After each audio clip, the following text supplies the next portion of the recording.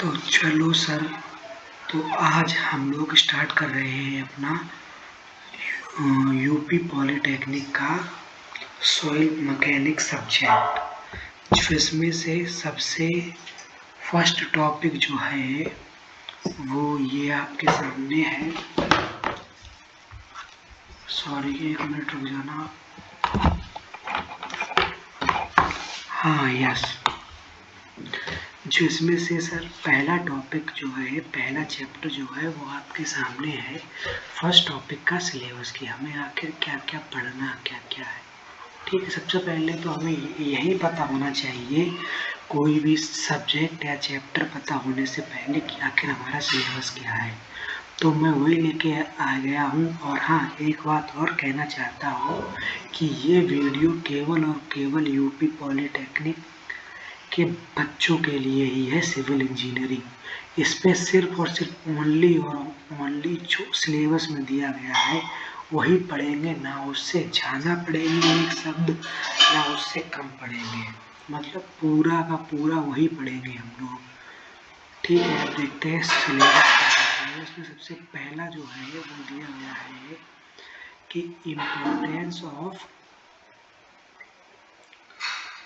पहला जो दिया गया है वो दिया गया है सर कि importance of soil studies in civil engineering में सॉइल स्टडीज़ का महत्व क्या है। हम महत्व से पहले इसकी डेफिनेशन पढ़ेंगे कि सॉइल होती क्या है। ठीक है, चलो स्टार्ट करते हैं फिर। ये देखिए, सॉइल आखिरकार है क्या वो देखेंगे सबसे पहले हम। सॉइल ऊपरी सतह पर पाई जाती है। सॉइल हमारे अर्थ पे होता है, क्रस्ट होता है, पता होना चाहिए आपको। ये हो गई अर्थ की हम बना रहे हैं लेयर, सॉरी, अर्थ की हम लोग बना रहे हैं लेयर्स।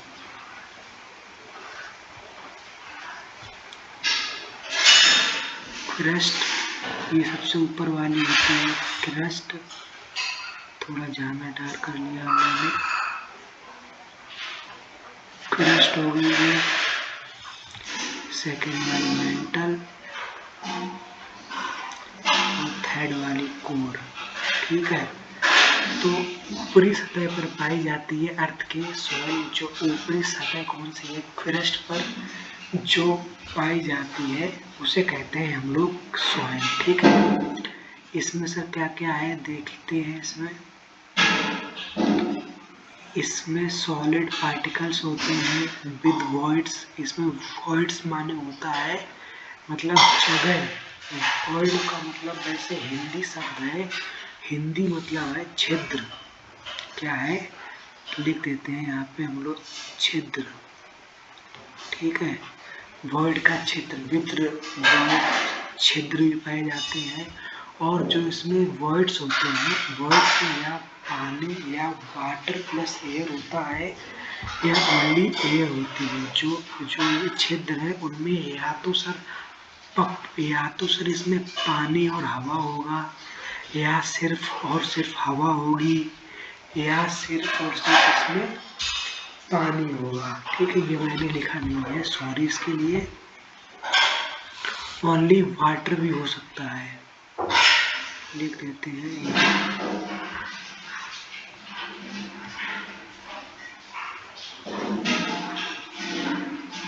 ओनली वाटर, क्योंकि ये मेरा फर्स्ट टाइम है इस तरीके से पढ़ाने का। तो जो भी सर गलतियाँ हों वो मुझे माफ़ करना, और आपको जो भी सुझाव देने हो वो कमेंट बॉक्स में दे देना, जिससे कि मैं आगे अपनी गलतियों पर सुधार कर सकूँ। ठीक है, अब आ जाते हैं सॉइल मैकेनिक्स क्या है। सॉइल मैकेनिक्स जो है, सॉइल पर बलों का अध्ययन जिस ब्रांच ऑफ मैकेनिक्स में किया जाए उसे सॉइल मैकेनिक्स कहेंगे। ठीक है, सॉइल पर क्या होता है, फोर्सेस का अध्ययन जिस ब्रांच ऑफ मैकेनिक्स में किया जाए उसे सॉइल मैकेनिक्स कहेंगे। इसमें मैं थोड़ी चीज़ आपको और बढ़ाना चाहूँगा, वो ये है सॉइल पर बलों का अध्ययन करते हैं और इस फोर्स के कारण सॉइल्स पर क्या प्रभाव पड़ेंगे ये भी हम पढ़ते हैं इसमें। मैं यहाँ पे लिख देता हूँ नीचे कि इन फोर्सेस के कारण क्या प्रभाव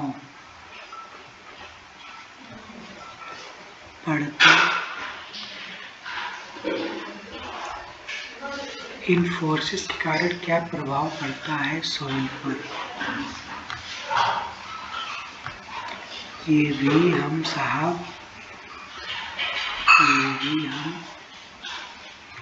सॉइल मैकेनिक्स में पढ़ते हैं। ठीक है, ये भी हम सॉइल मैकेनिक्स में पढ़ते हैं। ठीक, तो हम लोगों ने सॉइल मैकेनिक्स, सॉइल की डेफिनेशन देख ली, सॉइल क्या होता है, सॉइल मैकेनिक्स देख ली क्या होता है। अब बढ़ते हैं आगे, वही आ गया इसमें और अच्छे ढंग से मैंने बताई है सॉइल मैकेनिक्स की डेफिनेशन, सॉइल की डेफिनेशन सॉरी क्या है। Soil is the mixture of solid, liquid और गैस। कोई आपसे पूछ दे कि सॉइल क्या है, सॉलिड है या लिक्विड है तो क्या गैस है, तो आप उसे बताएंगे कि सर सॉइल में 3 चीज़ें पाई जाती हैं, सॉलिड भी होता है, लिक्विड भी होता है, गैस भी होता है। ये मैं अभी आपको और भी अच्छे ढंग से बताऊंगा। और study of formation of soil की, आखिर सॉइल बनती कैसे है, उसकी स्टडी को हम लोग कहते हैं पैडोजेनेसिस। ठीक है, ये आपके इसमें नहीं पूछा जाएगा, लेकिन तब भी जब आप कोई क्वेश्चन आता है आपके इस सेमेस्टर में तो आप ये लिख देंगे तो एक अलग इम्प्रेशन, बढ़िया इम्प्रेशन पड़ता है एग्जामिनर के ऊपर, इससे नंबर अच्छे मिल जाते हैं। छोटे छोटे पॉइंट्स होते हैं, ये भी बताएंगे हमें आपको। Study of formation of soil को पैडोजेनेसिस कहते हैं कि आखिरकार मिट्टी बनती कैसे, भैया हमें ये तो बताओ मिट्टी बनती कैसे है। ठीक है, अब हम लोग इस पे आ जाते हैं कि सॉइल कैसे बनती है, और सॉइल जो बनती है उसकी स्टडी करना पैडोजेनेसिस कहते हैं। तो इनडायरेक्ट वे में हम लोग अब पैडोजेनेसिस करने वाले हैं और हम लोग पढ़ने वाले हैं कि सॉइल बनती कैसे है। ठीक है, कलर चेंज कर लेते हैं, ये सही रहेगा, सही रहेगा थोड़ा ऐसे। हाँ यस, सॉइल साफ जो है, सॉइल बनती है वेदरिंग ऑफ रॉक से। वेदरिंग, अब आप पूछेंगे वेदरिंग क्या है, तो वेदरिंग है टूटना, रॉक के टूटने से सॉइल बनती है। और ये जो रॉक टूटती है वो सर नेचुरल बेस से, प्राकृतिक तरीकों से टूट सकती है, आर्टिफिशियल टूट सकती है, ये मैं आपको बताऊंगा। ठीक है, वेदरिंग ऑफ रॉक, ये भी आगे वाली स्लाइड्स में विस्तार से बताया गया है, इसके लिए आप परेशान बिल्कुल नहीं हो। अच्छा नहीं लग रहा है यार, ये ब्लैक ही कर लेते हैं।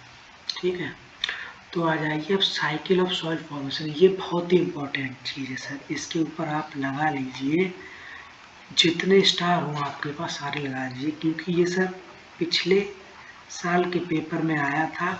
क्या आया था क्वेश्चन वो मैं अभी आपको बताता हूँ, उससे पहले आप ये देख लें कि cycle of soil formation, soil formation की एक साइकिल होती है, एक चक्र होता है सॉइल फॉर्मेशन का। ठीक है, वो चक्र क्या है वो अभी बताता हूँ आपको। ये देखिए, इसमें आपको समझ में नहीं आएगा, मैं बताता हूँ। ये देखिए, ये सर हमारी एक रॉक है,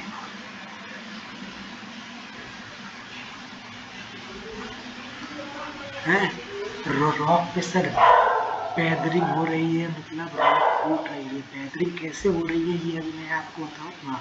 इसके 3-4 प्रकार होते हैं जिससे पैदरिंग होती है। ये देखिए सर, रॉक की वेदरिंग हो रही है, तो ये टुकड़े जो हैं छोटे छोटे यहाँ पे गिर रहे हैं, यहाँ पे गिर रहे हैं, तो फिर ये धीरे धीरे यहाँ पे गिर के ऊपर से आके यहाँ पे फिर से इकट्ठे हो रहे हैं, और फिर से इकट्ठे हो रहे हैं। तो हम लोग जो फिर से इकट्ठे होते हैं उसे हम लोग कहते हैं अपहेवल।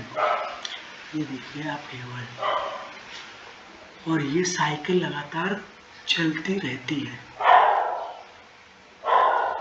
ये ऐसी ही साइकिल चलती रहती है। सबसे पहले वेदरिंग, ये देखिए मैंने ये लिखा है, ये पूरी साइकिल है जो चलती रहती है पूरी। सबसे पहले होगी सर रॉक की वेदरिंग, इसके बाद ट्रांसपोर्ट होंगे, जो इसके पत्थर टूटे हुए हैं वो ट्रांसपोर्ट होंगे एजेंट के द्वारा। एजेंट क्या क्या हो सकता है सर? हवा, एयर हो सकता है, ये भी मैं अभी आपसे बात करूँगा आगे। एयर, वाटर, ग्रेविटी वगैरह हो सकता है। ट्रांसपोर्ट होंगे पत्थर, और फिर से एक ढेर के रूप में बन जाएंगे, जिसे हम लोग अपहेवल कहेंगे। और उसके बाद फिर से अपहेवल में होगी वेदरिंग, ट्रांसपोर्ट होंगे उसके पत्थर, फिर से अपहेवल हो जाएगा। ये साइकिल कंटिन्यूस चलती रहती है, कंटिन्यूस साइकिल जो है वो कंटिन्यूस चलती रहती है, कंटिन्यूस चलती रहती है। ठीक है सर?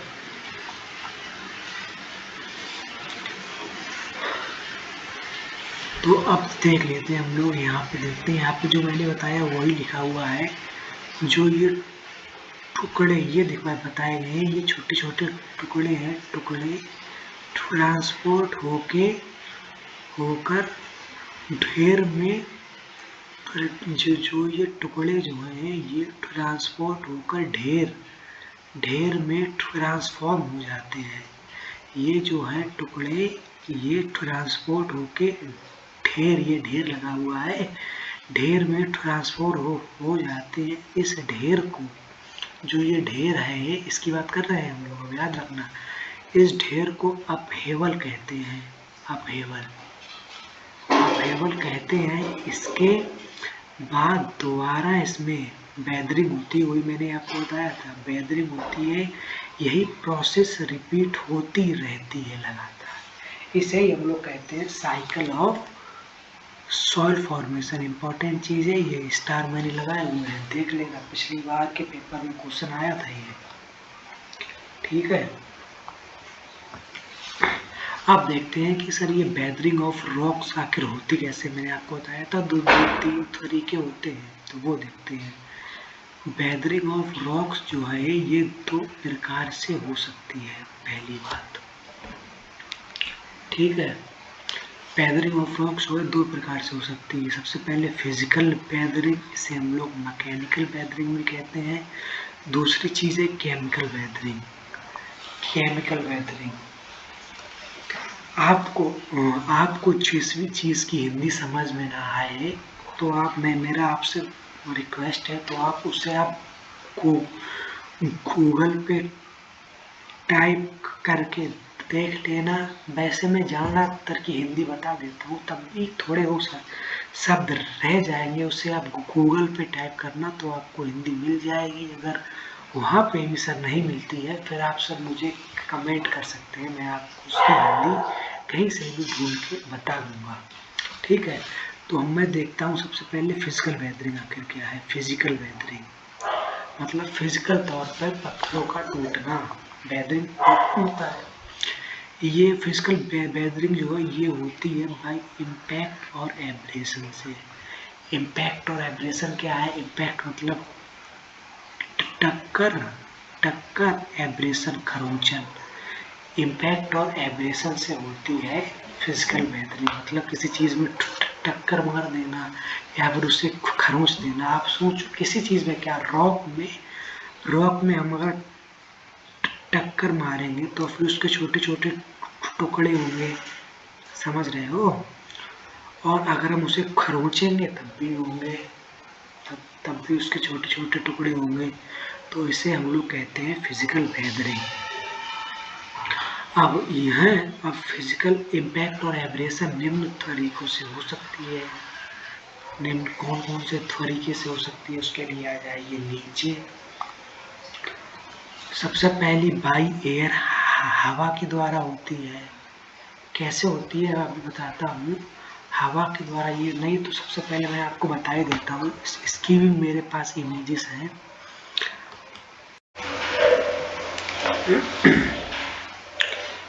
हाँ तो सर आ जाइए, इमेजेस तैयार हैं।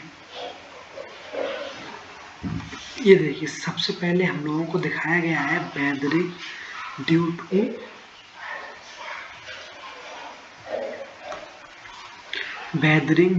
Due to impact and abrasion के प्रकार से हवा, ये इन्होंने लिख नहीं पाया, ये एयर के द्वारा है, weathering due to air. Sorry for that, थोड़ी बहुत गलतियाँ हो जाती हैं सर, डोंट माइंड प्लीज। हवा के द्वारा ये आप देखो कैसे हवा चलेगी तो सीधी सी बात है, वो रॉक्स के ऊपर फ्रिक्शन लगाएगी। फ्रिक्शन मतलब फ्रिक्शन एक तरीका से एब्रेशन हो गया, खरोंचन। तो उसी के कारण ये देखिए किस प्रकार से ये बताया गया है। ये बताया गया है कि किस प्रकार से ये पहले पत्थर रॉक पूरी थी, ये टूट टूट के ये ऐसी हो गई है। ये हो गया वेदरिंग ड्यू टू एयर। ठीक है, अब वेदरिंग ड्यू टू प्लांट, अभी मैं आपको बताऊंगा आगे। उसमें वेदरिंग मतलब पत्थर पौधों के कारण भी टूटते हैं, वो भी एब्रेशन और इम्पैक्ट के द्वारा। तो ये देखो उसका एग्जांपल है। ये क्या हुआ, ये एक रॉक था, रॉक के बीच में से ही प्लांट उग गया। प्लांट उगेगा तो वो इम्पैक्ट टक्कर लगाई और पत्थर अलग हो गया, रॉक है। अब तीसरी थी वेदरिंग ड्यू टू एनिमल। ये देखिए एनिमल्स के द्वारा है।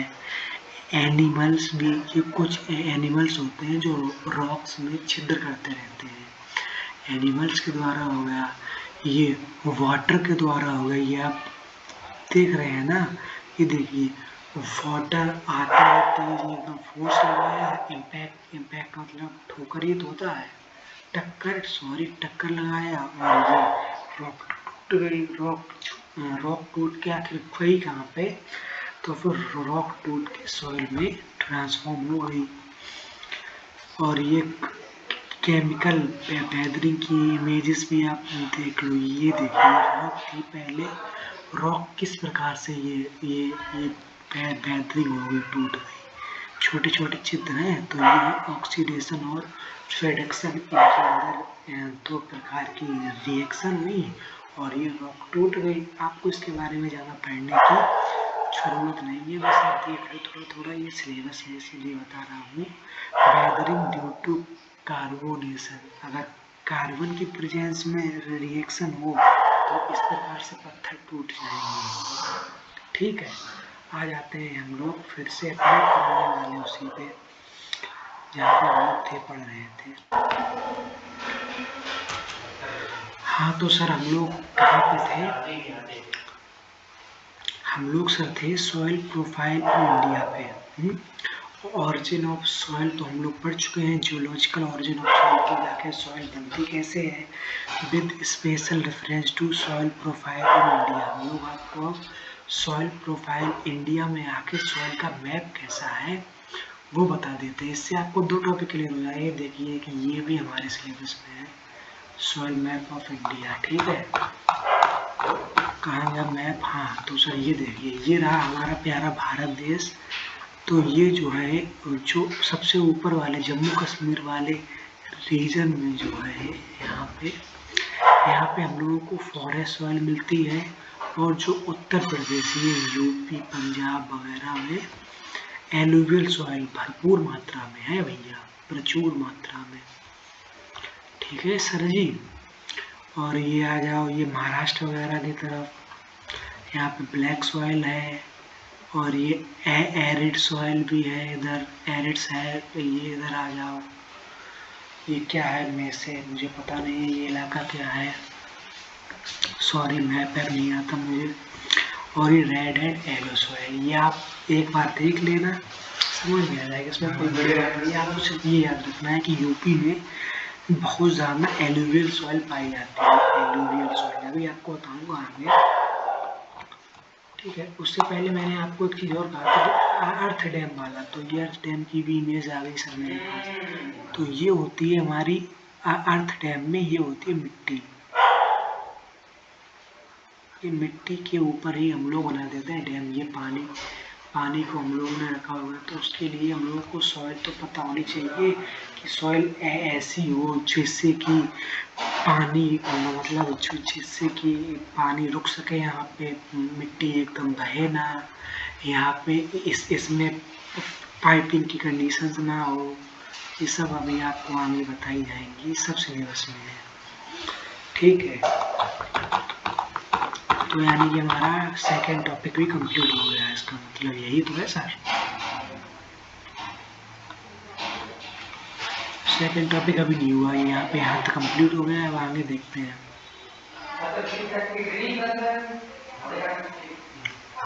कि रेजिडुअल और ट्रांसपोर्टेड सॉइल क्या होते हैं, एलुवियल डिपॉजिट्स क्या है, लेक डिपॉजिट्स क्या है, लोकल सॉइल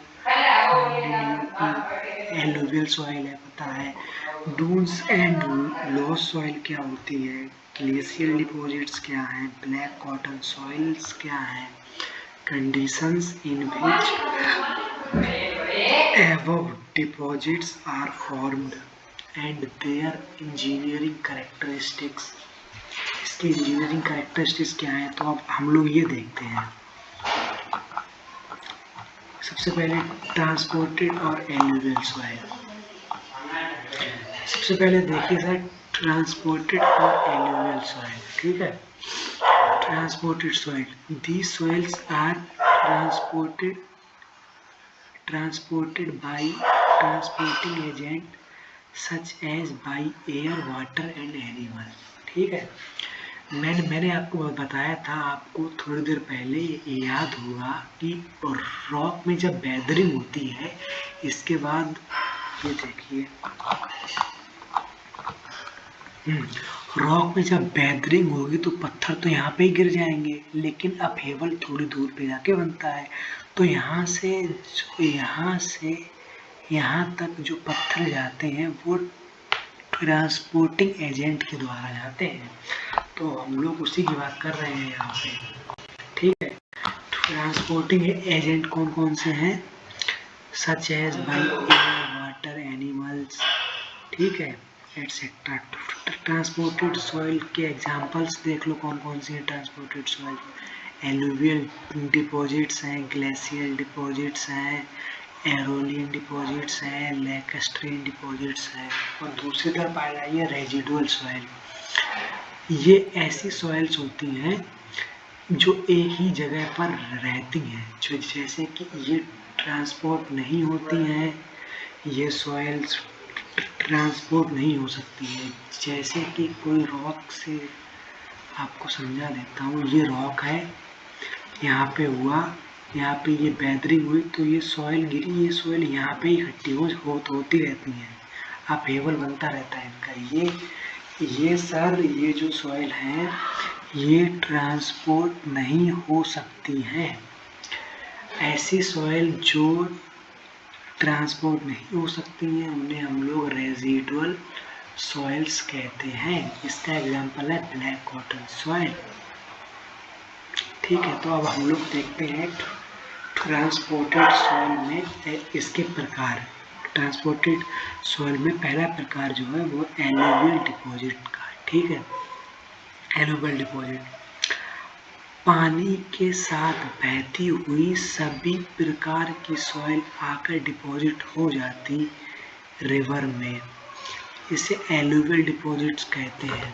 क्या होता है जब से, क्योंकि हम लोग जानते हैं कि जो नदी वगैरह है वो पहाड़ों से आती है, पहाड़ों पे चट्टानें हैं, तो जैसे जैसे पानी चट्टानों में टकराता है तो वो चट्टानें टूट टूट के उनमें से जो छोटी छोटी सॉइल बन के पानी के नीचे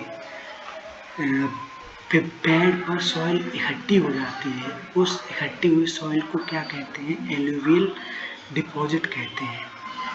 ये एलुवियल डिपॉजिट कहाँ पाई जाती है? ज़्यादातर ये ज़्यादातर इंडो गैंगेटिक रीजन, जो हमारा इंडो गैंगेटिक रीजन है वहाँ पे सबसे ज़्यादा पाई जाती है। क्या कहाँ पे है इंडो गैंगेटिक रीजन, आप पूछेंगे तो वो ये है।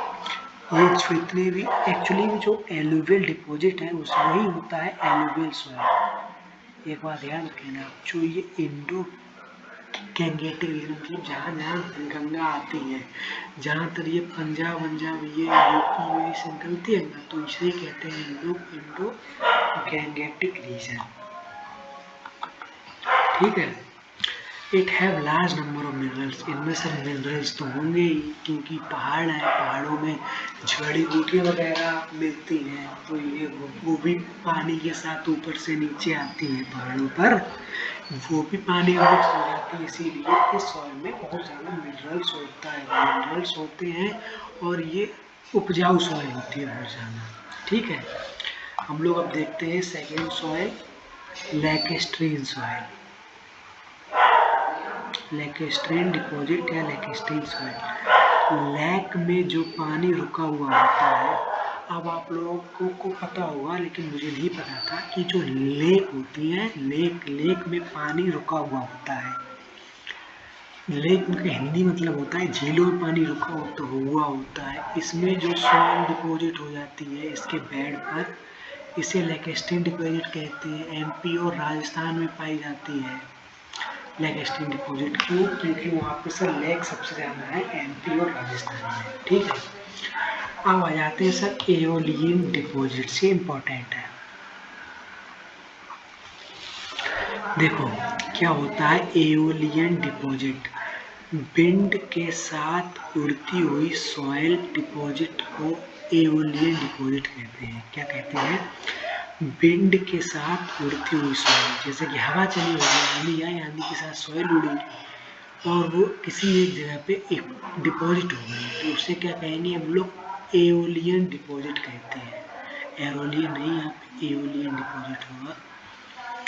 हाँ, तो एओलियन सॉइल को डिपॉजिट या सॉइल एक ही चीज़ हो गई। एओलियन सॉइल को सैंड डून्स भी कहते हैं। सैंड का डून्स, सैंड माने हम लोग पता है बालू होती है, और डून्स माने होता है ढेर या पहाड़। ठीक है, कोई दिक्कत तो नहीं है। ढेर या पहाड़ होता है। सैंड डून्स, एओलियन सॉइल को सैंड डून्स भी कहते हैं। अब देखते हैं लूज सॉइल क्या होती है। विंड अपने साथ, विंड जो है अपने साथ सर बड़ा पार्टिकल ले गया। देख लो, जैसे ये ले गया बड़ा पार्टिकल, ये ले गया बड़ा पार्टिकल। ठीक है। अब एब्रेशन यानी कि खरोंचन के कारण छोटे छोटे पार्टिकल में टूटकर सेटल हो गया तथा इसमें स्टिकी या सीमेंटियस प्रॉपर्टी होती है, जिसके कारण ये और पार्टिकल को मिलाकर सेटल होते हैं। वैसे तो ये कभी सेटल ही नहीं होंगे क्योंकि हल्का पार्टिकल उड़ता जाएगा कंटिन्यूसली, इसे ही लूज सॉइल कहते हैं। ये ज़्यादातर रेगिस्तान वाली सॉइल जैसे राजस्थान में पाई जाती है।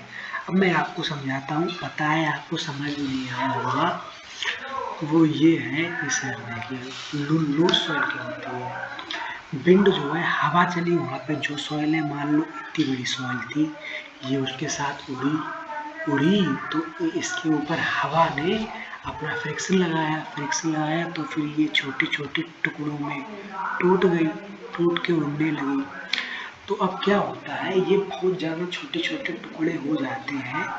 फिर ये क्योंकि हम लोगों को पता है कि इसमें बहुत छोटे हो जाते हैं इसमें, तो फिर ये सेटल नहीं हो पाती है। तो सर ये क्या करते हैं, छोटे छोटे टुकड़ा आपस में ये सारे, इनमें एक प्रॉपर्टीज आ जाती है जिसके कारण ये सारे छोटे छोटे जो टुकड़े हैं वो जुड़ के एक थोड़ा सा बड़ा टुकड़ा बना लेते हैं। इसके बाद ये सेटल हो जाते हैं।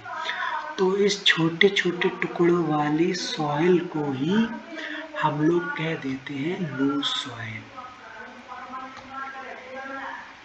Loose soil. अब आप पूछेंगे कि सर एओलियन सॉइल फिर क्या थी?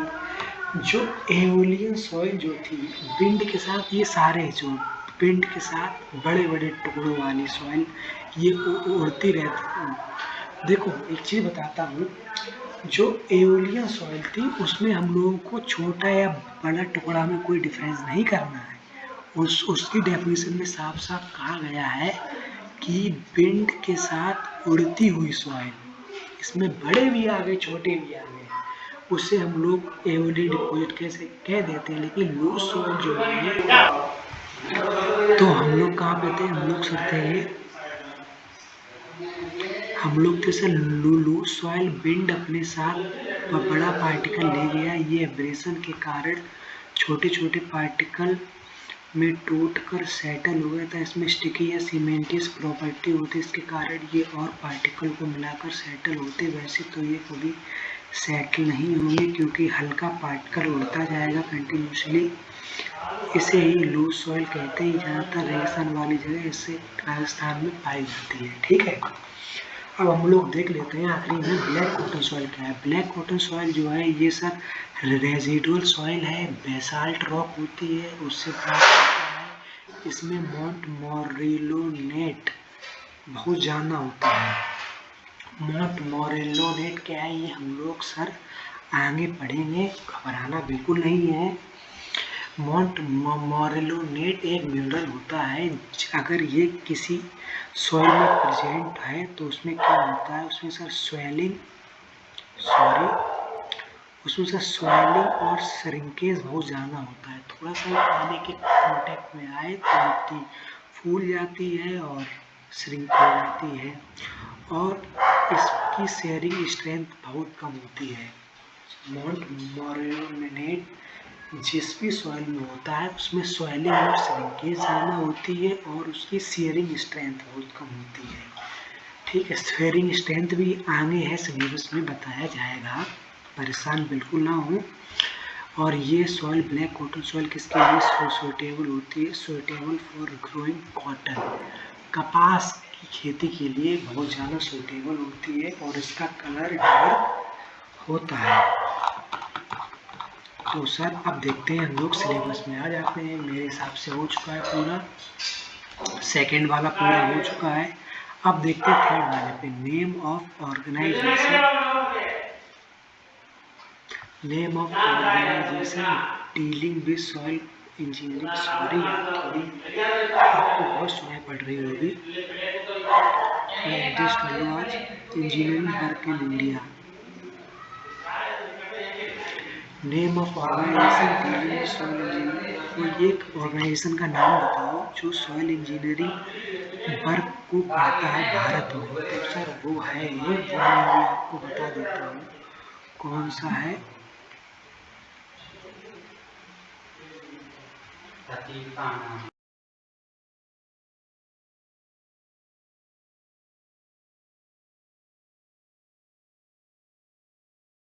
हाँ तो सर वो जो है वो है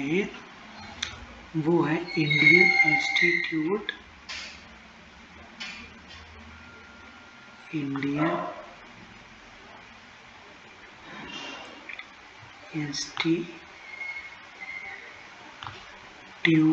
ऑफ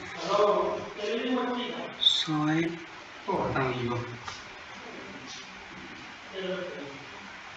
साइंसेस।